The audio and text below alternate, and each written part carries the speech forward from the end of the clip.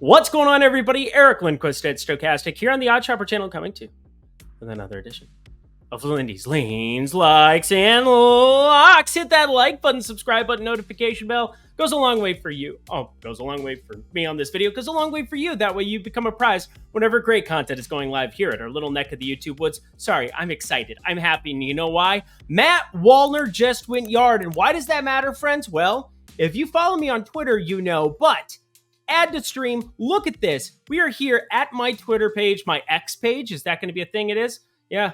Relevant people. That's me. At Eric Lindquist. Go give me a follow while you're at it here. But I do Lindy's Locks update. It looks like this. It's a lovely video where I keep you apprised of the locks. And yeah, it was a bummer because I didn't end up getting ATL, didn't get Atlanta on the card. They are about to start that game, even though there was some weather in the area. Nick Pivetta not starting. That was a bummer. We also got a situation where I didn't get to get any money on San Francisco because that line was out of whack. If anything, would have been on the Oakland side. But something amazing happened, and here is what it was. I posted underneath. It's my job to identify you positive EV bets. Threw out Matt Wallner. What does he do? He hits a bomb, his second home run of the season in his very first at-bat. Friends, that's the kind of good stuff that you can get here on Lindy's Leans, Likes, and Locks day in, day out. Not just on this video, but over on my Twitter. Go follow me at Eric Lindquist. I'm trying to keep you apprised whenever locks show up. We've got 2 of them on today's slate. I also like talking through the home run plays because, hey, those have been really profitable all season long. Hopefully you've enjoyed it. Got 2 of those on today's card as well. Check out BetMGM. Get a head start if you want to go check out everything that they have to offer over there. Only if you're 21 and over, and if you have a gambling problem, please call 1-800-GAMBLER. But that way you can get my betting card every single day, up to $1,000 back in bonus bets when you make your first wager. If it loses, you'll get that money back in bonus bets. If it wins, keep the money. That's beautiful stuff over at BetMGM. We'll talk about them a little bit later. But producer Jacob, 15 games. Let's get it rocking. Let's get it rolling. That is all I really got here on the front end. Producer Jacob, let's get to the picks. Our day gets rocking and a rolling, rocking in a rhythm. Bob Moran, Colorado Rockies, Washington Nationals. Who's excited for this one? Nobody except for them. Actually, we're going to be, because there is a play I have from this one. Mr. Lambert on the Colorado side, Mr. Irvin on the other side, and neither of these pitchers are guys that you're going to be backing at any point ever. We're talking 49.1% hard hit percentage for Peter Lambert, a 49 expected slugging, and Jake Irvin on the other side of this one, 17.6% K rate, way lower than, Peter Lambert's literally 5% better there. More of a sample size here for him, 348 xWOBA, but though who really cares when that's your sample size and you're that bad? So identical 348 xWOBAs on both sides of this one. That's wild. And look, I know Colorado's lineup is not good. I'm very aware CJ Cron is hurt. I'm very aware that Brandon Rogers is on the IL. Charlie Blackmon IL. Chris Bryant diagnosed with a broken finger, bad timing a week before the deadline. He's on the 10-day IL as well. But you know what? These bullpens, these pitchers, these starting pitchers specifically, and then the weather are all coming together. They're all rolled into one. We're talking 82, 84 at first pitch here with some humidity out there in old DC. So in our nation's capital, dun, dun, dun, dun, dun, dun, dun, dun, dun. I think that's actually the British one. I screwed that one up, right? I don't know. I thought that was American. Maybe it's not. Our country 'tis of thee. Even though that's ironic because that is God Save Our King or Queen converted into American folklore. Whatever. The whole point is we're in DC and we're going to bet an over. Over 8.5. We like runs. We like runs a lot. A lot. Over 9.5. Sorry, I screwed it all up. It's 9.5. That is what I like, everybody. 9.5. I can't read the total. It's fine. Don't mind me. I do like the over of 9.5. Did you know I like the over of 9.5? Next game. We're heading to Tampa Bay with a very low total here, 7.5, and yet maybe not low enough, huh? Zach Eflin on the Tampa Bay side for this one, who I'm a little bit surprised hasn't gotten more steam for AL Cy Young, mainly because it's kind of a wide open thing, but it's just my personal opinion. Sandy Alcantara on the other side of this one, and why did I screw up his name? Well, he won a Cy Young last season. He's not winning any Cy Youngs this year. A 268 expecting batting average, a 19.9% K rate, and overall just brutality all season long, despite throwing it 97, 98, 99 like he always does with that fastball. Just nothing moving with it. And yeah, I like to move it. He just doesn't with his fastball. Cool, awesome. But I think this is too low. It's too high of a total, 7.5 here. I don't know why I keep messing up what I'm trying to say and what I'm doing with these totals, but this is just going to be a lean on the under of 7.5, mainly because Tampa Bay, they are still your best team in baseball. Actually, just tied neck and neck now with Texas in terms of WRC plus 119 against right-handed pitching on the season. That's really good stuff. Really tough for me to go out of my way with Tampa Bay. And hey, just May, what do you say? Under 7.5. That's not the play. I promise you I can get these plays out of my mouth. Cleveland, Kansas City. That sounded weird, even just saying it like that, but whatever. We have Mr. Marsh, Mr. Williams, and I generally like Mr. Williams on one side of it. Gavin Williams, good fastball, 58.4% usage of it, and it's going to play at the big league level. The problem is only an 18.6% K rate and a 10.7% walk rate. Zip, Steamer, all the projection sites over on Fangraphs aren't exactly in love with his profile going forward the way they are with a Brian Wu or some of these other younger pitchers that are starting to emerge in starting rotations right about now. Service time, the pinching of that is kind of out the window these days. So Gavin Williams, this day and age, reading the good news on the newspaper page. Love and tradition of a grand desire. Some people say it's even harder to find. Yeah. How about them apples? Anyway, Alec Marsh is terrible. 37% hard hit percentage, 455 expected slugging, 26.4% K rate is pretty interesting here. And we've seen him have a couple of these outlier starts where he just has a crazy amount of Ks. I'm highlighting that Tampa Bay 11K outing. No idea what the hell that was. But a 6.20 ERA, 1.43 whip. I really like getting to some of these lefties, whether it's Mr. Naylor on one side of it. Josh, even though Bo went double dong there, first time in the lineup in a while, well, he was waiting for a righty, that's for sure. And Zach Greinke's a good one to find. I want Jose Ramirez, though. I think he's kind of your clear-cut guy. If we're getting better than plus 325, there is no chance that he is not on the card. Because I repeat, 10.5? How many times did you see 10.5 totals in Cleveland?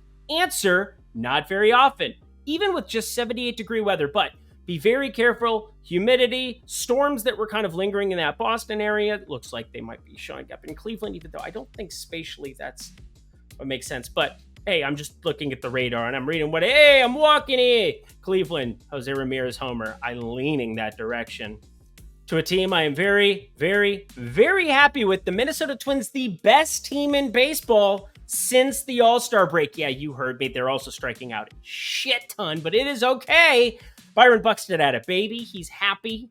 Well, he didn't have it. His wife had it, but Byron Buxton on the paternity list. I think we expect him back on Wednesday, but again, thought he might show up there on Tuesday because that lineup came out really late for Minnesota. But hey, glad we took our time. We ended up getting the Matt Wallner home run. Talked about that at the intro. You can go back and watch it and follow me at Eric Lindquist on Twitter so you can get those updates on Lindy's Locks updates and then me throwing out my home run of the day that just goes yard at plus 630 first at bat of the day. That was awfully fun. Anyway, for this iteration of our program, Seattle and Minnesota on one side, Bryce Miller on the other, Joe Ryan. And Joe Ryan, my Twins, my God, these starters have just been exceptional all season long. He has been no exception to the rule. 268 xWOBA, 29.4% K rate, sub 5% walk rate, and just a 6.4% barrel rate. The one concern I do have, a 42.8% hard hit percentage combined with a 20.4 degree average launch angle equals optimal homer conditions. So he's got to avoid that contact to a certain extent, and he's got to do a better job of limiting it going forward with that kind of a fly ball profile against teams with tons of power. Seattle has some of that.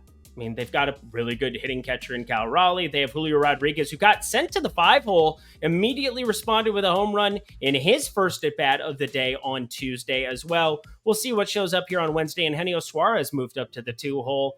Curious to see how that plays out. Again, very, very, very minute difference in terms of projection between 2 and 5, but it can be the difference between 5 at-bats or 4 at-bats, depending on how things work out in the prop department. So it does matter. Not saying it doesn't. Just, I doubt he's going to be in the 5-hole again at any point in time soon. So there's that. Let's talk Bryce Miller, though, on the other side, because I would like to bet against him.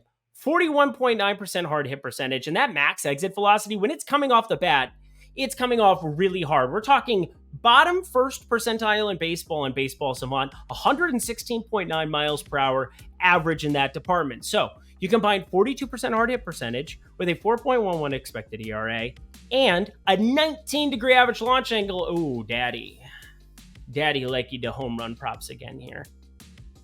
Can we get back-to-back for Matt Wallner? I called his second home run of the season there on Twitter.com on Tuesday. You know what? I'm going to YouTube.com for this one. Matt Wallner, third time. Well, unless he hits another one here today. That game's going on here. But Matt Wallner going yard for the people. Number 3 of the season. Incoming lean.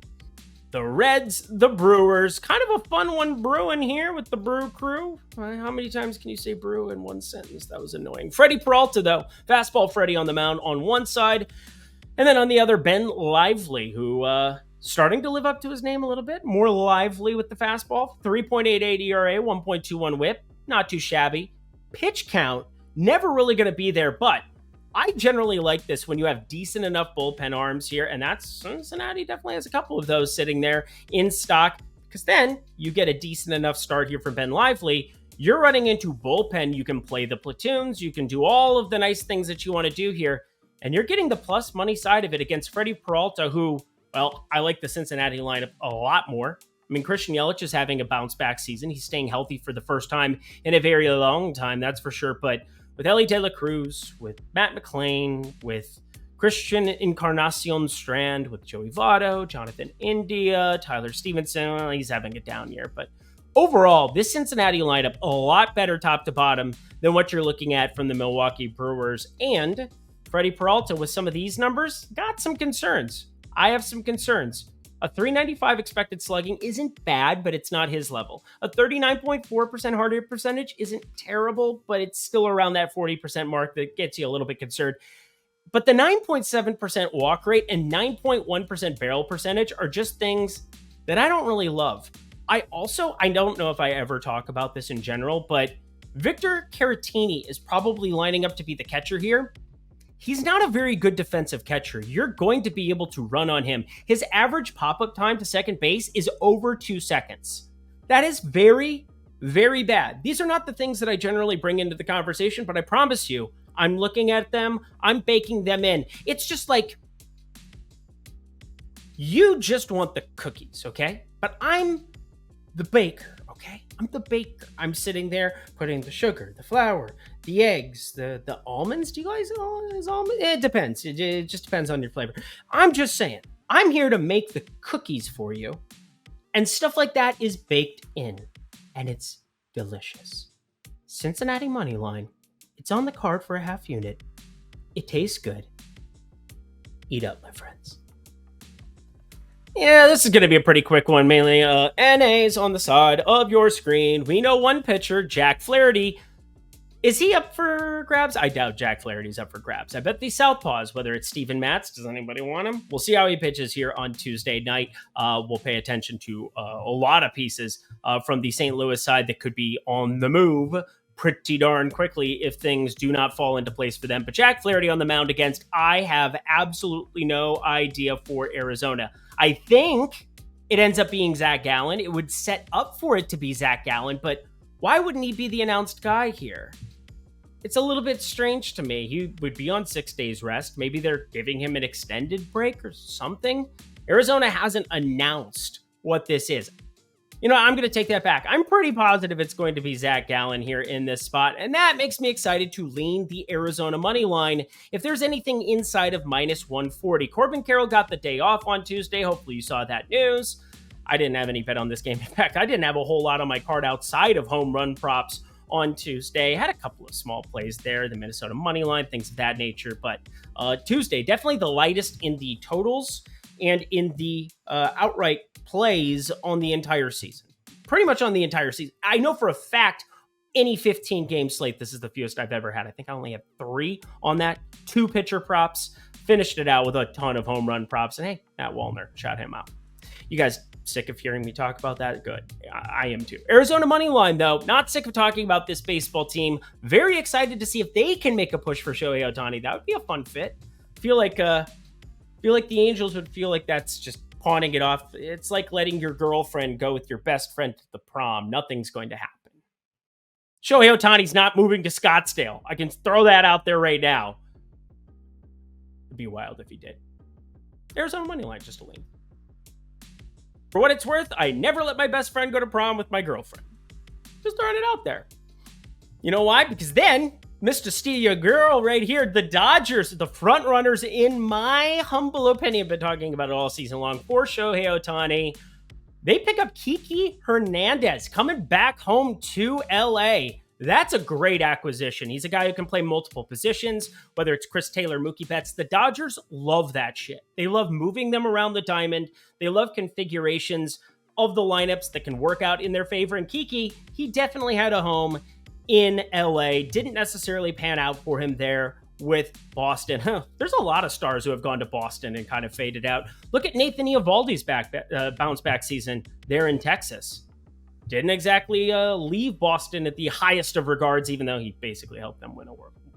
Yeah, he absolutely was a huge World Series piece. But for this game, I have a lock for you, my friends. It's Tony Gonsolin against our old friend, Yusei Kikuchi. Kikuchi. The girl is hard to get. 3.92 ERA, 1.27 whip. He's been a lot better throughout this entire season. If you guys knew that was Music Man a second ago, props to you, but I doubt you did. Yusei Kikuchi, though, overall this season, been a lot better, but a 457 expected slugging, 44% hard hit percentage, and that K stuff has kind of always been there.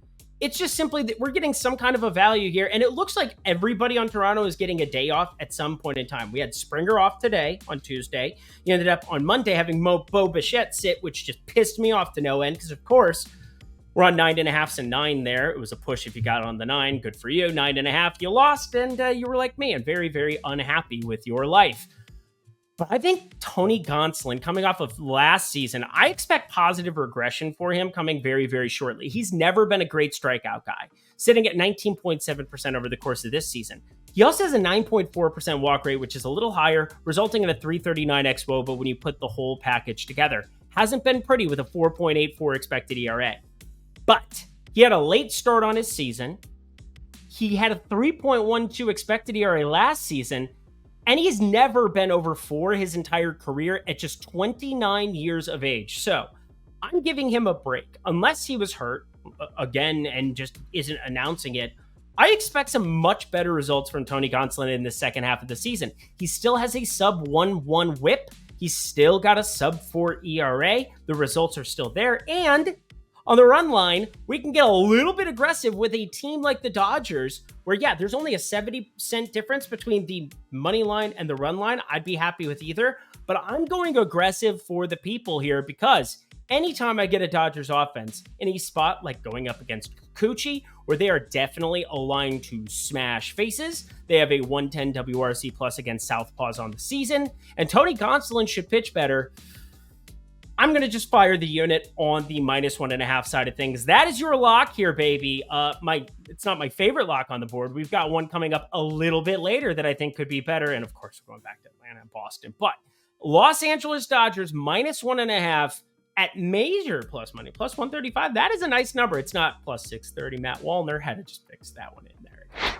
My friends, if you want to get that premium betting card every single Sunday through Friday, yes, Sunday through Friday, your boy, yours truly, Eric Lindquist, firing it up there in that premium Discord for you, as well as Eitan Shander, as well as Ben Rasa. How could you get 2 months free? Well, simply by trying out BetMGM. You go to the link below in the video description box, you sign up there at that link, you get the 2 free months just by trying out their product, whether it's $40, $50, $100, $200, whatever you feel comfortable depositing, playing over at BetMGM, adding another sports book to the repertoire. It's called Odd Shopper, after all, for a reason. We're shopping for the best odds at whatever book might have them, no matter. I don't care if it's FanDuel, DraftKings, BetMGM, but I do care about you guys being able to come hang out in that Discord completely free, getting the plays for 60 days. Try it out just by trying out BetMGM. But that's not all, my friends.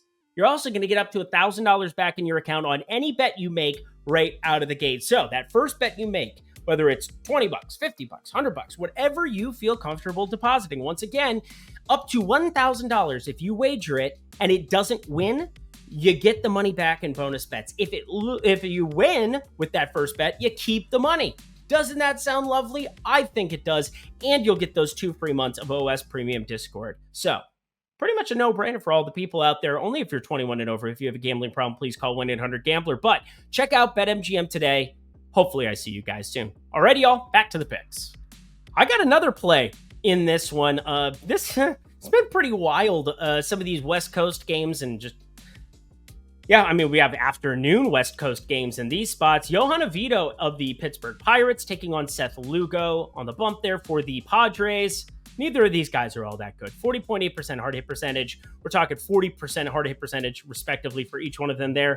Oviedo sitting right there at a 425 expected slugging. Seth Lugo actually worse, 442.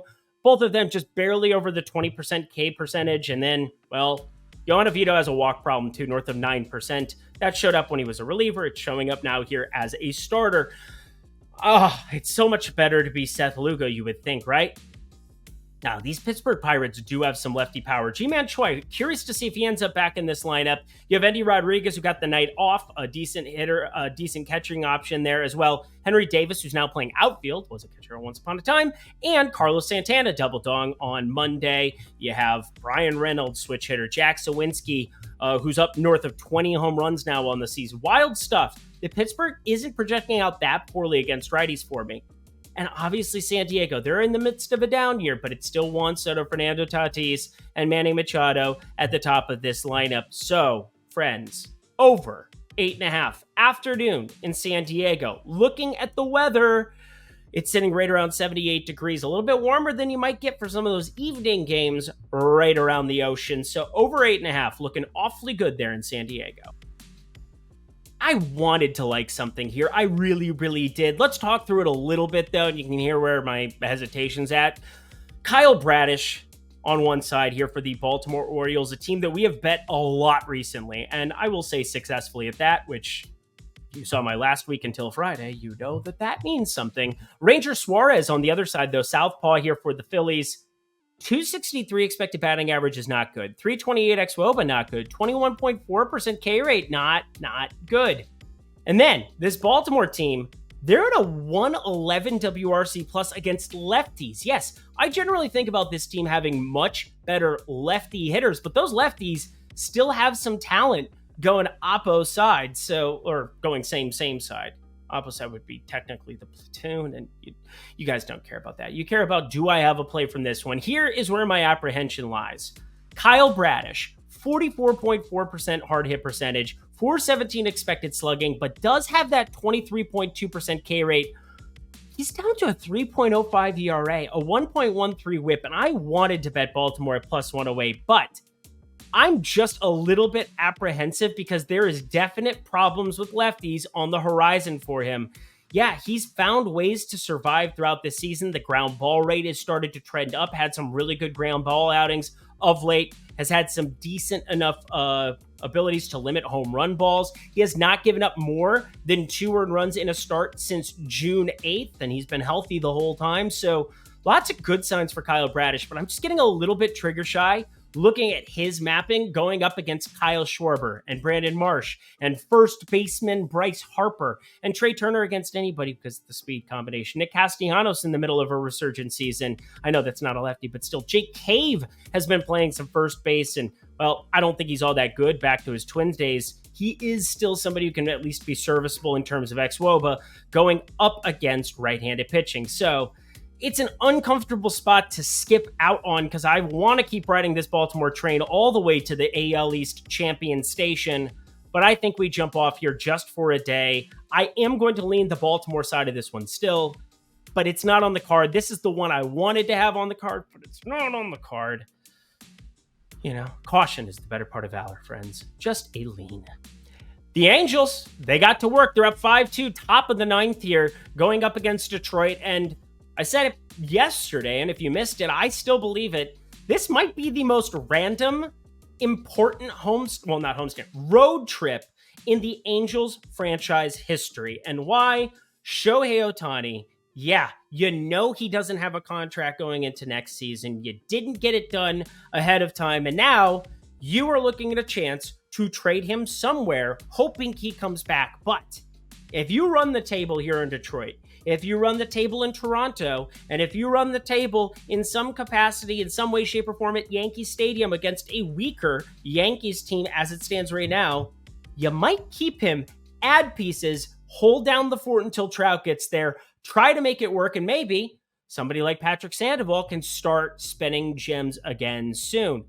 However, on the other side of this one, it's kind of fascinating to me as well because Michael Lorenzen, the all-star representative for the Detroit Tigers, has been kind of decent. 3.49 ERA, sub 1-1 whip, has been pitching really deep into games. His last 3, he has not given up more than 3 hits in a single one of those outings.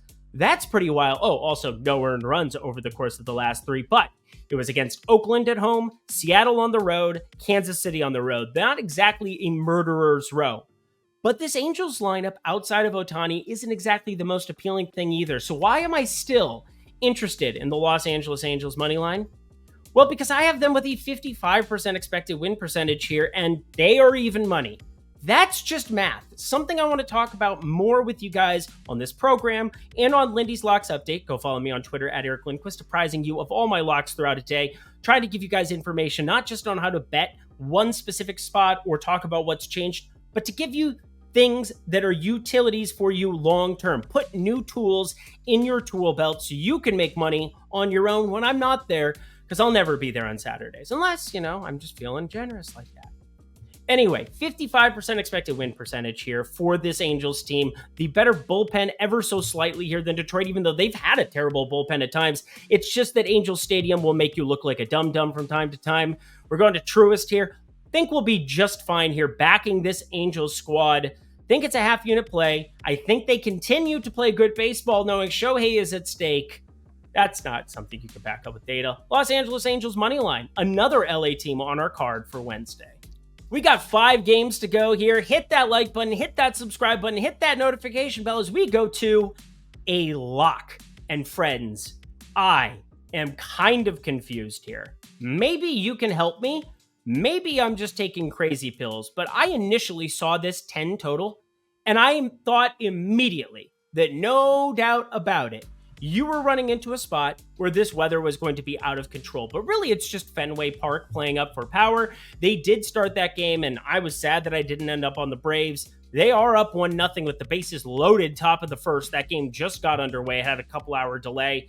I'm coming to you on Tuesday night. So, yeah, it's maybe we're looking at a spot where we might get a different set of pitchers, but I don't think so. I think we're getting exactly what we're looking at here, and I think this game plays clean as opposed to Tuesday with this weather issue. So I'm not looking at backing either one of these teams because I like these starting pitchers, but I'm confused how Brian Bayo's getting a better number than what we were looking at for a Nick Pivetta long reliever situation.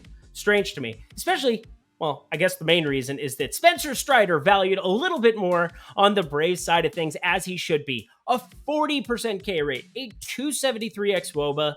He does give up some power from time to time, an 18.3 degree average launch angle. That's not what you want against some of these lefties. And, well, there's some lefties that can make you pay $50 every day in that frickin' Boston Red Sox lineup. I don't know how many times I can bring it up over the course of one season, but I do want you paying attention to this because Brian Bayo, he was on the paternity list, but he's still picking up his start here on a regular amount of rest. We're talking, 7 days? He pitched on the 19th, and it wasn't as good. He was in Oakland. It was probably the most disappointing outing I've had for a personal player on my teams in year long, all season long, but it was a lot of BABIP. It was one time, and hey, if you're thinking about having a kid that weekend and stuff, I'm throwing one start out the window, and I'm just going back to the well here. Brian Bayo, 55.8% ground ball rate, 41.6% hard hit percentage. It doesn't necessarily affect you as much when you're giving up ground ball contact. He's got a 310 xWOBA still, 6.3% walk rate. I think across the board, Brian Bayo, we're going to be a decent ground ball, one of the top ground ball pitchers amongst starting pitchers in baseball going forward. If you can do that against Atlanta, you can find ways to be successful. And then I question why we have a 10 total here, because I've got this closer to 9. Anytime you give me a full run difference on a key number, when you're talking about, well, the over would be the key number of 10. A 9 would be a key number for the under. I've explained that on a couple of shows. Hopefully you've been able to catch that. If you want me to explain it further, I can do that. But that might be something we cover on Lindy's Locks update, because this is a lock. The under of 10 in Fenway. 2 really good pitchers. Well, Spencer Strider, 1 elite pitcher on the mound. 1 pretty good pitcher there in Brian Bayo. Can he keep it at bay against Atlanta? I think he can. And I think Spencer Strider, he'll miss some bats on the Boston side. See, a lot more plays on the card for me today than what we had there on Tuesday. We're running back Mets, Yankees here. 2 southpaws on the mound. This feels like, well, they're former teammates, I believe, in Chicago with the White Sox. But Carlos Rodon on the mound against Jose Quintana getting the ball for the Mets. And Quintana, we only have 1 start of sample size. It's pretty decent. 6 hits, 2 earned, 9 ground balls, only 3 Ks, 5 innings of work. He's also got the easier matchup, I believe, in facing this Yankees squad here. And on the other side, Carlos Rodon coming out of the gate struggling here. Southpaw's got a 7.36 ERA, 1.43 whip. And you go through some of the advanced numbers. I do think we will see improvement, not just in, well, we better see improvement in terms of expected ERA, in terms of ERA, but we're going to see it showing up in the K rate. He's at 16.9% now through 3 starts. I expect that to go up, up, up. Yeah, start getting that slider integrated a little bit more. He's been throwing the 4-seamer pretty much religiously, 63.5% usage on that. That is abnormally high for him. But as he starts to get, I almost said antiquated, that's not the right word. As he starts getting adjusted to pitching here yet again, I expect him and Quintana to have some better results. But in this spot, there's no way that I'm not going to be backing Quintana. This is a road team and the Mets team. And hey, Pete Alonso went yard for the first time. It feels like in forever. You're seeing them put the beat down 7-0 there against the Yankees. Hopefully, friends, hopefully you're able to get in good with some of that. Well, Verlander got up to 6 Ks it was. It's good stuff. Over 5.5. It's really good stuff. And the Mets won. So anyway, Mets running it back here. I like it. We're talking plus 140. What are we doing here? Better lineup. Yeah, Mets money line for sure. Near lock. Let's save ourselves some time, shall we? Because I want to go eat pizza. I'm hungry. I need to go do some stuff. Marcus Stroman, Lance Lynn. One of these guys having a really good year. I'll let you guess which one. Marcus Stroman, that's the answer. 306 xWOBA, 361 expected slugging, just a 21.1% K rate, but his superpower, avoiding barrels, 4.4% barrel percentage for a guy like this. That is wild. 1.5% weak percentage. That is basically just inducing weak contact like crazy. A little bit surprising because he does have nearly a 40% hard hit percentage, so the balls that are hit and play are getting burned to a certain extent. You're seeing a 90 mile per hour average exit velocity. That's a little bit higher as well. But the ground ball rate, friends, 57.8%. That is an awesome combination when you're talking about the barrel percentage of 4.4%. And why? Well, Lance Lynn not exactly having the same success on the other side. 11.1% barrel percentage, 461 expected slugging, giving up power with a 27.3% K rate. So he's got a miss bat. So he's doing it a little bit different than Stroman is, but not nearly as successfully this season. However, we're not getting a great number here. The Cubs should be favored exactly where they are, minus 120. I have almost nothing from you, or for you, from this one. Total's perfectly efficient. I'll take a look at home run props. Cody Bellinger did still end up on the card for Tuesday, but, ended up being, whatever. Friends, lean Cubs money line. Got nothing for you. We should just move along. 2 more to go. The only pitcher I'm thinking about backing from a K perspective exists in this one. And no, friends, it does not exist on the Texas side. with one Andrew Heaney, which is wild because he does have the kind of strikeout stuff once upon a time that you'd want to back. He's at 24% this season, but that southpaw is not the one I want. No. Framber Valdez on the other side with a 27% K rate, 6.1% walk rate, and that ground ball rate sitting right around 55%, which is actually his lowest ground ball rate in quite a while here. He's been north of 60% in very dumb ways, had negative launch angle average in terms of degrees last season, just insane ground ball rate stuff. But this season starting to come up a little bit, but you did see Adolis Garcia put back into this lineup. If he's going to be batting cleanup, that's a 25% K rate added to the top, as opposed to guys like Robbie Grossman. Well, Robbie Grossman sitting right around 25%, but Lindy Taveras would end up in this lineup almost all the time. 20.6% there on the season, a little bit of a lower number. Adolis Garcia being back is a good thing for the K rate of any pitcher facing him, a bad thing in terms of actually facing them because he hits the ball very hard and very far. So again, strikeouts, just like the Minnesota situation. You have George Kirby. He's going to run into a lot of strikeouts against the Minnesota team, but he's also going to run into some barrels. Shout out, can't say his name. He who shall not be named. Ooh, look at that wizardry. Every porter is a good house elf. No, Framber Valdez, he's going to spin some magic here, though, in this spot. I think this cutter, well, the sinker specifically, is going to keep it in play, but the curveball, changeup cutter combination going up against Texas here in his home ballpark, I think we see him near 7-8 Ks here in this spot. I'm going to highball it to 8. Now, that would be a ladder type situation. I expect this line to sit at 6.5 against Texas.